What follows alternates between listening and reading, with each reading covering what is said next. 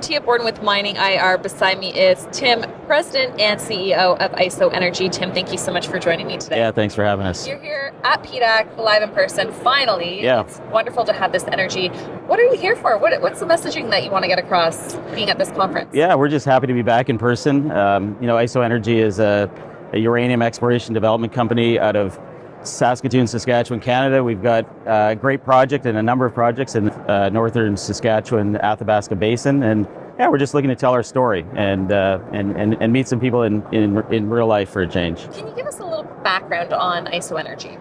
Yeah, so ISO's only been around since 2016. We were an offshoot of NexGen Energy. At that time, they put 5 of their eastern Athabasca properties into the company. Since then, we've grown a package of 24 uranium properties in the eastern Athabasca region, and we've got a property called the Rock East that within the Rock East is our flagship Hurricane Zone deposit that we discovered in 2018 and have been working diligently to develop that deposit. Can you tell us a little bit more about that one flagship project? Yeah, so we really are probably one of the only, we are the only high-grade discovery in the uranium sector in the last number of years. We're really excited about Hurricane. It's a high-grade deposit, like most of the deposits in northern Saskatchewan, grades, 100 times the world average. We've been doing a lot of work to try to, our team, led by Andy Carmichael's, our VP of Exploration, doing a great job to delineate that deposit and really try to take it forward as the world appears to be really positively looking forward to new uranium production and deposits. What's Saskatchewan like as a mining jurisdiction? Yeah, Saskatchewan's incredible. The assistant minister of energy mines was just stopping by our booth. They're very supportive of mining. Where Saskatchewan was just ranked by the Fraser Institute #1 in Canada and #2 in the world, second only to Western Australia. So, incredible. We've got the world's highest grade uranium mines, McArthur, Cigar Lake, the chemical mines, and the provincial government and even the federal government very supportive of continuing that kind of development. Tim, do you plan to return to the capital markets in the near term?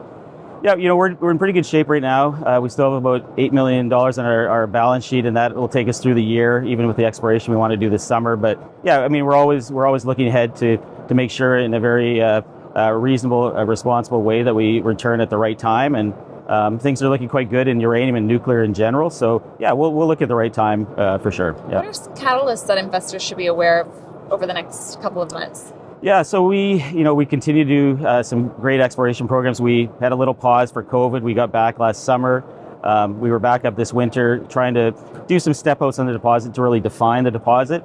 When we feel like that deposit is defined, we will look to put out a maiden resource. I think people would like to see exactly what we think we have there. And so that's probably not too far down the road. And we're excited about sharing that information when the timing is right.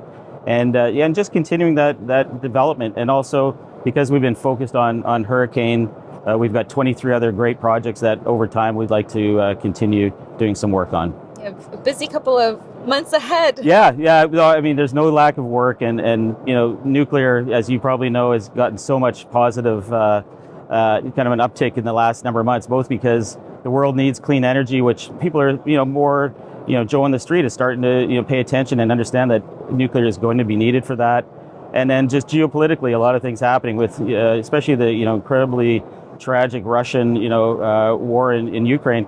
That actually has a big impact on the uranium world, just because up till this point, Russia supplies a lot of uranium to the West, and I can tell you there's a lot of people looking to change that going forward. So more and more, there's going to be the utilities, the people that actually use the uranium to supply electricity.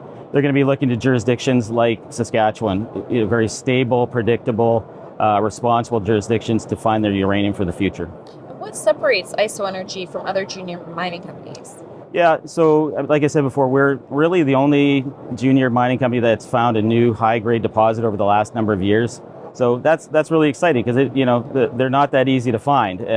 It's a big territory up in northern Saskatchewan, middle of nowhere, and it's the best jurisdiction in the world to have a project. And so ISO was very fortunate to, in 2018, we bought this property. That same year, we hit mineralization, and we've developed what we believe, like I said before, is a world-class deposit. And that's just, it's not seen every day. So yeah, we're just excited about that. Wonderful. Yeah. If anyone wants more information, they can visit the website. Tim, thank you so much for joining me Yeah, today. thanks a lot. Appreciate it.